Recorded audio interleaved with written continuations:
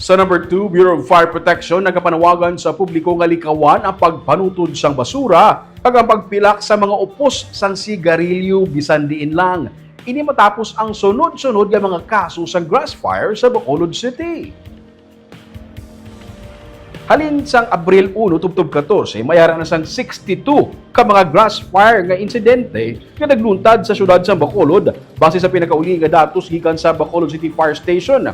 Gani nagapanugyan sa mga residente ang Bureau of Fire Protection nga likawan na pagpanutod sang sagbot ilabi na sa subong nga tuman kainit sang panahon nga kalabanan sa mga dahon kag basura ang nagakaging kag badasig masunog. Isa man ka pamaagi agud balikawan ng grass fire kag garbage fire amo ang insakto nga pagdispose sa mga upos sang sigarilyo. Kung mahimo, ipalayo ang mga posporo kon lighter sa mga kabataan agud hindi ini mahampangan kag makatuga sa sunog.